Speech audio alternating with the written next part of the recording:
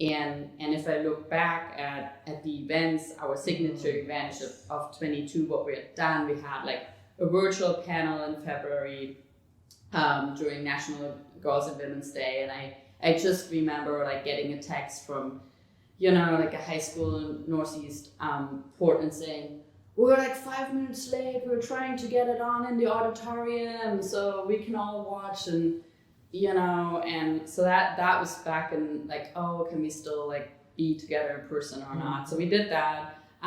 We were a beneficiary of the Red Gala PDX at the Bodega House, which was fantastic. And then we had the She Flies Festival in May. And we took over Fields Park in the Pearl, which also, again, the layout is kind of a circle where we kind of like could picture, like this is the 360 initiative. It all connects, it's all kind of a circle. Dr. Robin, you were there, you were the MC of the day. Yes. What do you remember? What stuck with you on that day? And why do we have to do it again? We have to do it again. Yeah. Because everyone didn't know, but even though we had a good turnout for the first event, but it was exciting. She talks about if anyone's ever been to Fields Park in Northwest, it's a circle. There's a little kind of man-made track around it. But it was great to be on stage because you could see all the people that were involved. So we had vendors there, we had organizations that were promoting what they were doing in girls and women's sports so people could learn more about them. There were a ton of different sport-oriented tables, interactive tables. I think, what was it, Rose City Rose? Rose City Rollers was there. Oh my goodness. Yeah. With the, Mendi was there. They brought their, everything. Yes. It was like amazing. But I think it was a great time for people to learn about what we're doing at She Flies, learn about the organizations that we gave out grants to, we gave out money to different organizations. I can't wait for the next one. I mean, we're only going to build on that one that we have, but it was an amazing event. I think it was great, and I love that we did it like a festival. I mean, you can have an award ceremony and coming out of the nonprofit world and world of philanthropy and events, it's always that sit in a stuffy, room and get somebody on stage, but we did it outdoors. What better way to promote women in sports and sports in general than to be outdoors where people could move. We had, was it bar? Mid-bar 3. Oh my goodness. Flex and flow. Yes, doing exercises. I kind of did exercise, but not really. But it was just amazing, and I think that's the best way to like promote the work that we're doing, the way that we did that. So it was a great event. But she's being modest. She didn't mention all the events. We had this Women in Sports, Motorsports panel about 2 months ago.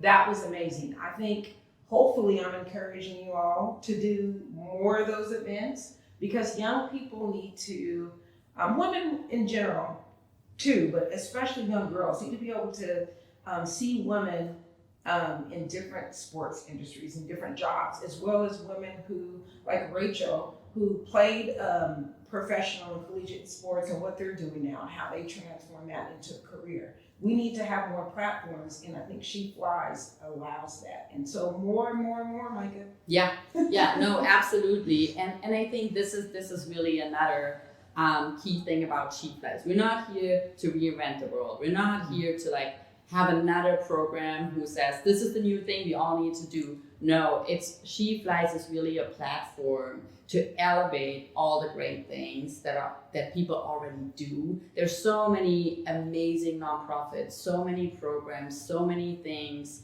And I think we see ourselves a little bit as the United Nations to say, hey, we all need to be more united. We all need to share all the good things that are people doing and all the possibilities and options, because as a matter of fact, it's often like barriers to find, like there's so many barriers to find the program.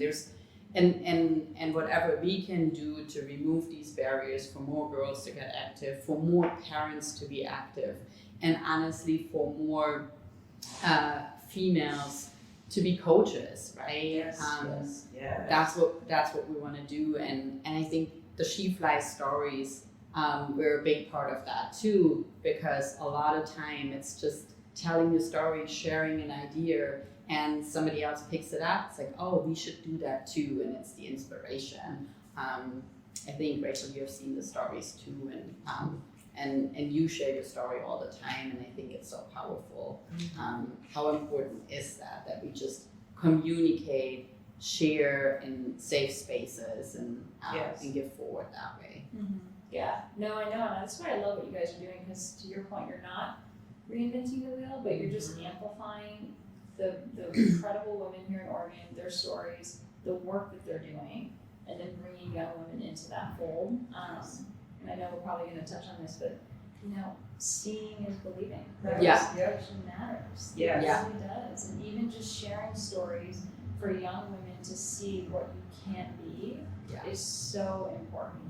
To build the next generation of leaders. Yes. Yeah. And I just stepped into a leadership role in professional sports, and I would love to help lead some initiatives to get more women leaders in professional sports, especially those leading women professional sports. We need us leading us. So that's the next initiative. Yes. So last year was our first year that we give out grants.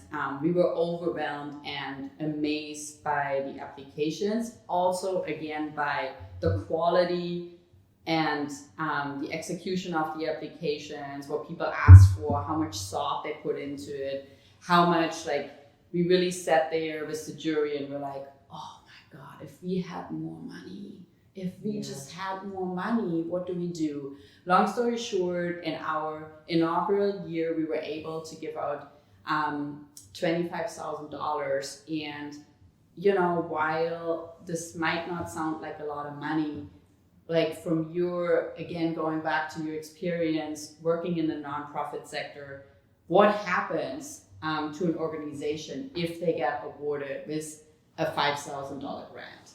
What is the reaction? How much does that change what they can do in their daily life, day to day? What does that mean for a kid? Can you elaborate a little bit on that, Dr. Any funds that you provide a nonprofit, especially those that are serving youth and families, that makes the difference between if they can deliver an after-school program or not, even if it's just for a day. So, if that $5,000 can impact 20 kids, that's a big deal, even if it's just for a day. So those donations, that funding that you're providing those nonprofits is very helpful, very impactful. They can't do their work without funds to do that work. So